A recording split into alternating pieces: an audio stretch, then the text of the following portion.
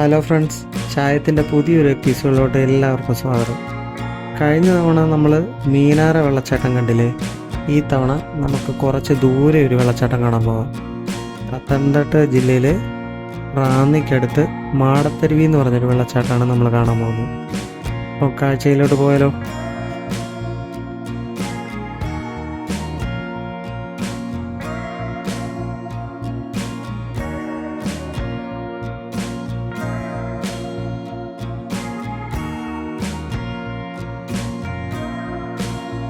Guys, നമ്മൾ മാടത്തരുവി കാണാൻ പോവുകയാണ്.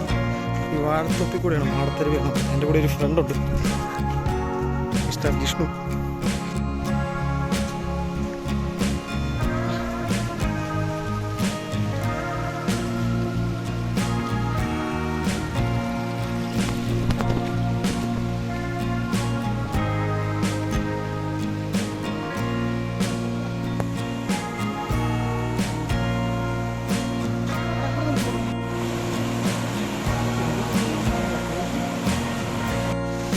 തോട്ടം വഴിയാണ് അപ്പോൾ നമ്മൾ പോയിക്കൊണ്ടിരിക്കുന്നത്.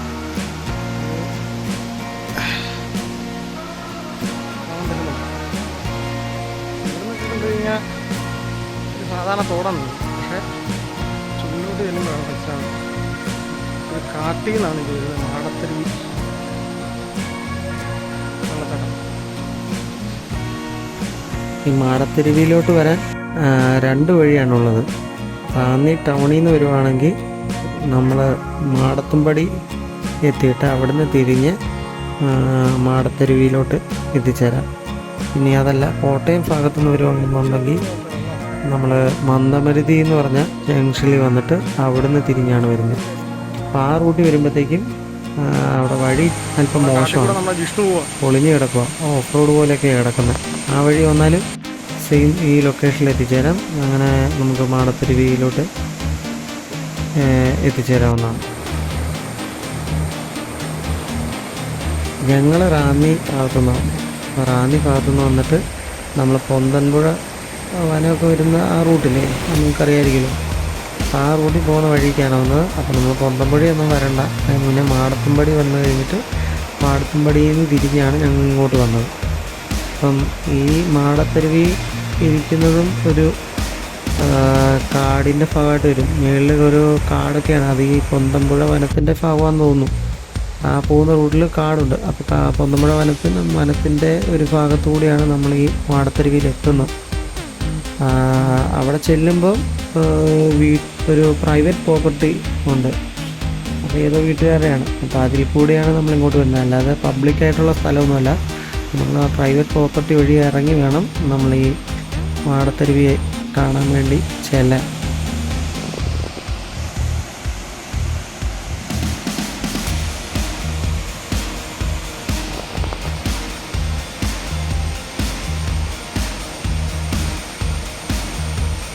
ഞാനും എൻ്റെ ഒരു ഫ്രണ്ട് ജിഷ്ണുവും കൂടെയാണ് പോയത്. ഞങ്ങൾ രണ്ടുപേരും കൂടെ ഒരു കുറച്ച് സമയം ഉണ്ടായുള്ളൂ.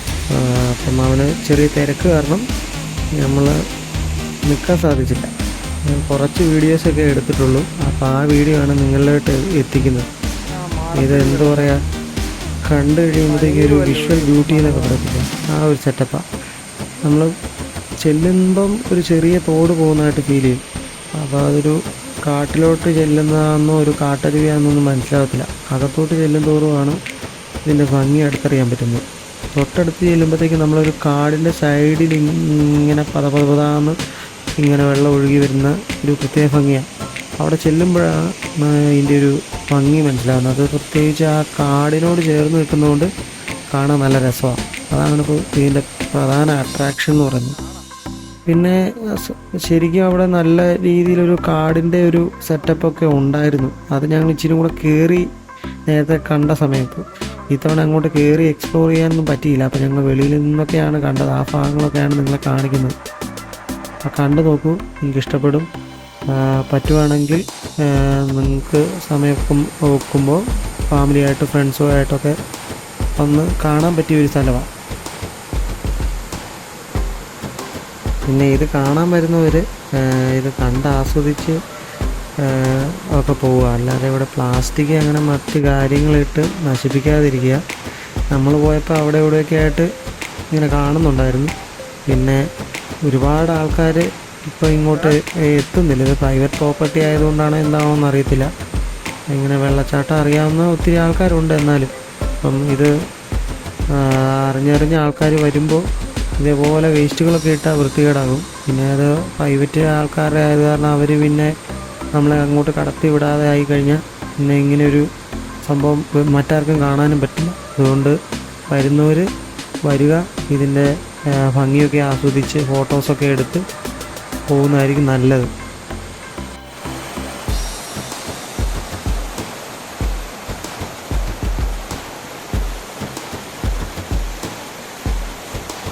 ഈ മാടത്തരുവി ഫേമസ് ആയത് ഈ വെള്ളച്ചാട്ടത്തിൻ്റെ പേരിലല്ല. പണ്ട് ഇവിടെ ഒരു കൊലക്കേസ് നടന്നിട്ടുണ്ടായിരുന്നു, മാടത്തരുവി കൊലക്കേസ്. നിങ്ങൾ കേട്ടിട്ടുണ്ടാവും. ഞാനും ഈ പേരിലാണ് ആദ്യം കേട്ടിരുന്നത്. പക്ഷെ ഇത്ര മനോഹരമായൊരു വെള്ളച്ചാട്ടം ഉണ്ടെന്ന് പിന്നീടാണ് അറിയുന്നത്. ഇനി എന്തായാലും ഈ വെള്ളച്ചാട്ടത്തിൻ്റെ പേരിൽ ഈ സ്ഥലം ഫേമസ് ആകട്ടെ. ഓൾറെഡി ഫേമസ് ആണ്, അപ്പം ഈ പേരിൽ ഇനി അറിയപ്പെടട്ടെ. പണ്ട് നമ്മൾ ഈ പേരിലാണ് ഇങ്ങനെ അറിഞ്ഞിരുന്നത്. അപ്പം നമുക്ക് എപ്പോഴും തോന്നും പെട്ടെന്ന് ഈ പേര് എവിടെയോ കേട്ടിട്ടുണ്ടല്ലോ എന്ന്. അത് ഈ കൊലക്കേസിലാണ് അറിയപ്പെട്ടിരുന്നത്. അപ്പം കാടിൻ്റെ ഭംഗിയൊക്കെ ആസ്വദിച്ച് വെള്ളച്ചാട്ടമൊക്കെ കണ്ട് ഫോട്ടോസും വീഡിയോസും ഒക്കെ എടുക്കാൻ പറ്റിയൊരു സ്ഥലമാണ്. ഇഷ്ടപ്പെട്ടെന്ന് കരുതുന്നു. അപ്പോൾ നിങ്ങളും നിങ്ങളുടെ ഫാമിലിയും പറ്റുന്ന സമയത്ത് ഇവിടെ വന്ന് കാണുകയും ഇവിടെ അല്പം സമയം സ്പെൻഡ് ചെയ്യുകയൊക്കെ ചെയ്യുക. അപ്പം മറ്റൊരു വീഡിയോ ആയിട്ട് വീണ്ടും കാണുന്നവരെ ബൈ ബൈ. പിന്നെ മാടത്തരുവിയിലെ കാഴ്ചകളൊക്കെ കണ്ട് ഞങ്ങൾ മടങ്ങിയത് തൊണ്ടമ്പുഴ വനത്തിനുള്ളിൽ കൂടിയാണ്. മണിമലയ്ക്ക് പോയതാണ്. അപ്പം തൊണ്ടമ്പുഴ വനം വഴിയാണ് പോയത്. ആ കാഴ്ചകളും കൂടി ഇതിൽ ഉൾപ്പെടുത്തിയിട്ടുണ്ട്. അപ്പോൾ നിങ്ങൾ കണ്ടിട്ട്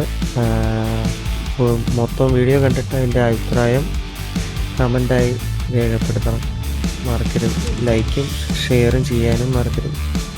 ആദ്യമായിട്ട് ചാനൽ കാണുന്നവരാണെങ്കിൽ സബ്സ്ക്രൈബ് കൂടി ചെയ്യണം. Thank you.